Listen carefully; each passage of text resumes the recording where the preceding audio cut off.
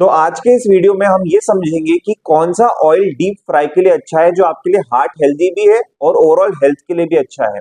लेकिन इस बारे में जानने से पहले हम सबसे पहले इस बारे में चर्चा करेंगे कि ऐसे कौन से फ्रीक्वेंटली यूज्ड ऑयल्स हैं जो हम लोग यूज कर रहे हैं, जिसको हम वेजिटेबल ऑयल्स भी कहते हैं। तो देखिए, जो वेजिटेबल ऑयल्स होता है वो सुनने में तो काफी हेल्दी लगता है क्योंकि ये हेल्दी वेजिटेबल से बने हैं, शायद ऐसा हमको लगता है।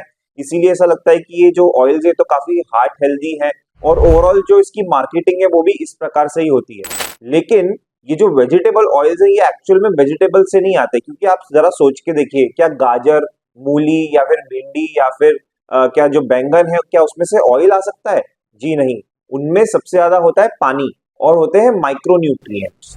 तो ये जो वेजिटेबल ऑयल है आखिर आता कहाँ से है? ये आता है सीड से। ये बेसिकली है सीड ऑयल्स। तो बेसिकली ये जो सीड ऑयल्स है इसको वेजिटेबल ऑयल बोलना भी एक तरह का मार्केटिंग गिमिक है जो इन कॉर्पोरेट्स का ही काम है। इन सीड ऑयल्स में बेसिकली प्यूफा मतलब पॉली अनसैचुरेटेड फैटी एसिड्स होते हैं। पॉली मतलब बहुत सारे, अनसैचुरेटेड बेसिकली जो अनस्टेबल है या फिर बहुत ही फ्रेजाइल है, और फैटी एसिड्स मतलब ऑब्वियसली फैट। तो बेसिकली इसमें बहुत ही ज्यादा अनस्टेबल फैट्स है जो बेसिकली आपके शरीर के लिए बहुत ज्यादा इंफ्लामेटरी है और ऑक्सीडेटिव स्ट्रेस भी क्रिएट करता है। तो ये जो सीड ऑयल्स है बेसिकली ये सीड से बनता है। जैसे फॉर एग्जांपल जो कैनोला ऑयल है वो रेपसीड ऑयल से बनता है, सनफ्लावर ऑयल जो है वो सनफ्लावर सीड से बनता है, उसके बाद जो सीसमे ऑयल है वो सीसमे सीड से बनता है। इसके अलावा जो कॉर्न ऑयल है वो कॉर्न से बनता है और जो कॉटन सीड ऑयल है वो भी कॉटन सीड से बनता है। तो ये जितने भी ऑयल्स हैं काफी हाईली इंफ्लामेटरी है और अल्ट्रा प्रोसेस्ड है क्योंकि ये फैक्ट्रीज में बन रहा है। और बेसिकली इनमें जो है हेक्सेन यूज हो रहा है जो कि एक कंपाउंड है, केमिकल कंपाउंड है, जो कि इन सीड से जो ऑयल है वो एक्सट्रैक्ट करने के लिए यूज होता है। और ये जो हेक्सेन है ये भी क्रूड ऑयल से ही बनता है। अब इसका जो बनाने का प्रोसेस है ये इस तरह से सेट किया जाता है कि इसका जो शेल्फ लाइफ है, जो ऑयल है इसका जो शेल्फ लाइफ है वो बढ़ जाए, इसका जो कॉस्ट है वो कम हो जाए, और जो कंपनीज है उनके जो एक्सपायरी डेट्स है वो भी काफी ज्यादा हद तक इंप्रूव हो जाए, जिससे उनके लॉसेस बहुत मिनिमाइज हो। अब इन ऑयल्स में बेसिकली सिर्फ फैट्स हैं और ये बहुत ही अनहेल्दी प्रकार का फैट है क्योंकि इसको ओमेगा 6 फैट्स बोलते हैं। तो ये बहुत ही इंफ्लामेटरी है, इनमें कोई भी माइक्रो न्यूट्रिएंट्स नहीं है। तो ये बहुत ही एम्प्टी ऑयल है, सिर्फ आपको ये कैलोरीज देता है जो फैट के रूप में होता है, और हमारा टोटल जो कैलोरी है उसका अराउंड 25 to 30% कैलोरी इस तरह के जो सीड ऑयल्स है उनसे आता है। और इस तरह के जो ऑयल्स हैं वो लगभग हर पैकेज्ड फूड में होता है। जब आप अपना खाना ऐसे सीड ऑयल में डीप फ्राई कर रहे हैं तो बेसिकली आप अल्ट्रा प्रोसेस्ड फूड को एक दूसरे अल्ट्रा प्रोसेस्ड फूड के साथ कंबाइन कर रहे हैं। जैसे फॉर एग्जांपल अगर आपको वड़ा बनाना है, ठीक है, जैसे वड़ा पाव का वड़ा हो गया या फिर समोसा हो गया, जिसका ऊपर का जो कोटिंग है वो बेसन या फिर मैदे से बनेगा। तो बेसिकली जो मैदा है या बेसन है उसमें भी स्टार्च है, कार्बोहाइड्रेट्स है। तो बेसिकली वो कार्बोहाइड्रेट्स आप अनहेल्दी फैट के साथ कंबाइन कर रहे हैं। तो ये क्या होगा, ये जब आपके शरीर में जाएगा, जब आप इसका सेवन करेंगे तो ये हीमोग्लोबिन या फिर प्रोटीन के साथ जाके ये बाइंड हो जाएगा। एक स्टिकी प्रकार का ये प्रोटीन हो जाएगा जिसको हम बोलते हैं ग्लाइकेशन। तो ये ग्लाइकेशन आपके शरीर में बढ़ाएगा, ऑक्सीडेटिव स्ट्रेस बढ़ाएगा, ओवरऑल इन्फ्लामेशन बढ़ाएगा।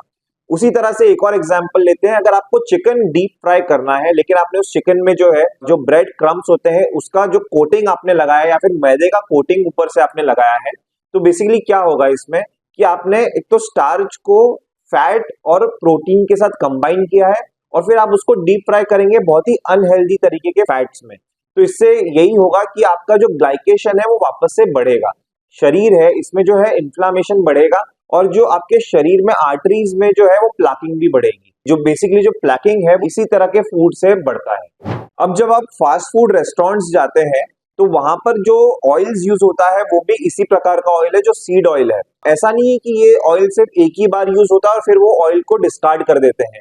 ये बेसिकली मल्टीपल टाइम्स हीट होता है जब तक वो पूरा काला नहीं पड़ जाता। और ये जितनी बार हीट होगा और जितनी बार आपका फूड जो है उसमें हीट होगा उतना ज्यादा आपका फूड जो है वो टॉक्सिक होगा। Seed oils actually human consumption के लिए बने ही नहीं थे। जब ये 1865 में इसका जो पूरा बनाने का प्रोसेस है ये इन्वेंट हुआ था। बेसिकली ये जो सीड ऑयल्स हैं इनमें प्यूफा मतलब पॉली अनसैचुरेटेड फैटी एसिड्स होते हैं, और ये जो प्यूफा है ये आपके सेल का जो मेम्ब्रेन है उसको डिस्ट्रॉय करता है, साथ में जो माइटोकॉन्ड्रिया है उसको भी डिसफंक्शनल कर देता है। अब एक बुक है जिसका नाम है एंसेस्ट्रल डाइट रिवॉल्यूशन। इसमें एक चैप्टर है जिसमें ये बताया गया है कि एक बच्चा जो स्मोक कर रहा है और उस स्मोकिंग की वजह से जो इन्फ्लामेशन या फिर जो ऑक्सीडेटिव स्ट्रेस पैदा हुआ है, मतलब जो बना है उसके शरीर में, तो अगर वो स्मोकिंग छोड़ दे तो उसको नॉर्मल आने में लगभग 6 महीना लगेगा। लेकिन वही बच्चा अगर सिर्फ एक ही बार अल्ट्रा प्रोसेस्ड जो फास्ट फूड चेन्स में या रेस्टोरेंट्स में जो फूड्स मिल रहा है, अगर वो सिर्फ एक ही बार खा ले, जिसमें ये सीड ऑयल में बना हुआ है, और वो छोड़ दे वो उस तरह का जो फूड है वो खाना, तो उसको लगभग रिकवर होने में 3 साल का समय लगता है। तो बेसिकली ये इस बुक का वन ऑफ द पेज है जो मैं आपको सामने बता भी रहा हूँ। इसीलिए ये जो सीड ऑयल्स हैं ये ह्यूमन कंजम्पशन के लिए बने ही नहीं है, क्योंकि ये जो ऑयल्स हैं इनमें बेसिकली आपका मेटाबॉलिक सिंड्रोम जो प्रॉब्लम है ये बढ़ाएगा। मेटाबॉलिक सिंड्रोम क्या है, मतलब ये ओवरऑल जो आपका शरीर में जो लाइफस्टाइल प्रॉब्लम्स हैं, जैसे कि for example obesity, fatty liver, diabetes, heart की प्रॉब्लम, कैंसर के रिस्क को बढ़ाएगा। तो ये सारे प्रॉब्लम्स आपको ये दे सकता है। और जब आप इसको हीट करेंगे तो ऑक्सीडेटिव स्ट्रेस भी बढ़ेगा। वैसे भी ये जो ऑयल्स हैं ये ऑलरेडी हीट होकर आते हैं फैक्ट्री से, इसके बाद आप इसको अपने स्टोव में अपने जो कुकिंग ऑयल की तरह आप इसको डीप फ्राई जब करते हैं तो इससे इन्फ्लामेशन और बढ़ता है। अब हम बात करेंगे ऐसे कुछ ऑयल्स के बारे में जो आप डीप फ्राई के यूज कर सकते हैं।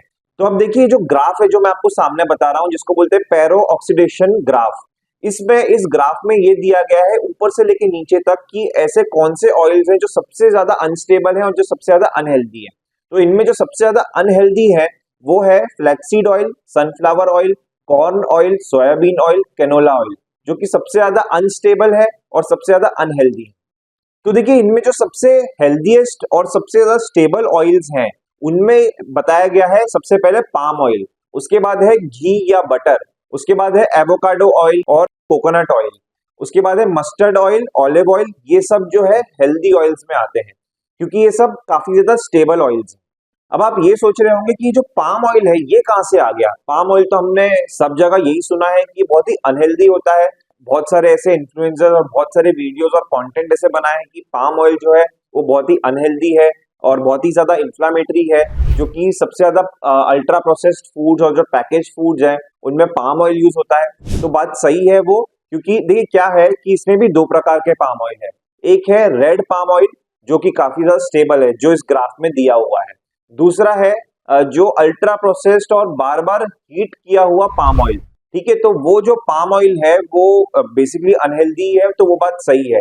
अब देखिए क्या है कि कोई भी ऑयल हो, चाहे घी हो, बटर हो या कोई भी ऐसा ऑयल हो, अगर आप उसको बार बार हीट करेंगे तो वो एक समय के बाद वो अनहेल्दी कैटेगरी में ही आ जाएगा। इसमें जो है कोकोनट ऑयल और जो घी है वो काफी, उसका जो स्मोक पॉइंट है वो काफी अच्छा है। इवन मस्टर्ड ऑयल आप एक बार को आप यूज कर सकते हैं, वो भी एक बार के लिए ठीक है। पर हाँ वो मतलब वो मीडियम कैटेगरी में आता है, वो इतना ज्यादा स्टेबल भी नहीं है पर वो इतना ज्यादा अनस्टेबल भी नहीं है। तो आप मस्टर्ड ऑयल को यूज कर सकते हैं, आप कोकोनट को यूज कर सकते हैं, और जो हमारा फेमस ओल्ड एंशिएंट घी है वो तो आप बिल्कुल यूज ही कर सकते हैं। लेकिन देखिए क्या है कि जब आप डीप फ्राई करेंगे कोई भी चीज और बार बार उसको यूज करेंगे, चाहे वो घी हो, चाहे वो मतलब कोई भी प्रकार का ऑयल हो, ऑलिव ऑयल तो मतलब वो तो डीप फ्राई के लिए बना ही नहीं है, उसको तो सिर्फ आप स्टेयर फ्राई या पैन फ्राई जस्ट ऊपर से आप ड्रेसिंग वगैरह उसका आप कर सकते हैं। तो ये जितने भी ऑयल्स हैं अगर आप इसको इतना ज्यादा हीट करेंगे कि उसमें से धुआं बाहर निकल रहा है, तो वो एक तरह से वो अनस्टेबल ही हो जाएगा और आपको वो नुकसान ही देगा। लेकिन अगर आपको फिर भी कोई ऐसे फूड्स हैं जो आपको खाने का मन है और आपको उसको डीप फ्राई करना ही पड़ेगा, क्योंकि हमारे देश में ऐसे बहुत सारे फूड आइटम्स हैं जैसे वड़ा वगैरह, ऐसे फूड आइटम्स हैं जो कि डीप फ्राई करना ही पड़ता है। तो ऐसे में आप घी, कोकोनट ऑयल, मस्टर्ड ऑयल ये जो है आप यूज कर सकते हैं। इवन आप बटर यूज कर सकते हैं, जैसे अगर आपको कभी ऑमलेट वगैरह बनाना हो आप वो उसमें जो है बटर वगैरह आप यूज कर सकते हैं। साथ में आप इस चीज का भी ध्यान रखिए कि जितने भी ऑयल्स आप यूज करेंगे आप रिफाइंड ऑयल्स यूज नहीं करेंगे। आपको जो भी यूज करना है आप कोल्ड प्रेस या वुड प्रेस ऑयल आप यूज कीजिए, क्योंकि इसमें जो हीटिंग प्रोसेस है वो नहीं होता है। ठीक है, तो आप कोल्ड प्रेस और जो वुड प्रेस जो हमारा पुराना सिस्टम है उसकी तरफ हम धीरे धीरे जा रहे हैं। और अगर आज भी आप देखें तो अमेरिका में और जो वेस्टर्न कंट्रीज है वहां पे कोकोनट ऑयल बहुत ज्यादा इंपोर्ट हो रहा है। तो अब धीरे धीरे उनको जो इसकी अहमियत है वो समझ में आ रही है। जो बेसिकली हमारा साउथ इंडिया जो है वो कोकोनट ऑयल हर एक जगह पे यूज कर रहा है, तो वो काफी हेल्दी ऑयल है। मुझे लगता है कि coconut oil the healthiest oil है, उसके बाद घी, बटर आप यूज कर सकते हैं। Thank you. अगर आपको ये वीडियो अच्छा लगा, काफी इंफॉर्मेटिव लगा, आपको इसमें काफी फैक्ट्स और काफी वैल्यू मिला, तो आप इस वीडियो को जो है अपने हेल्थ कॉन्शियस फ्रेंड से, अपने फैमिली और फ्रेंड से इसको आप शेयर करें।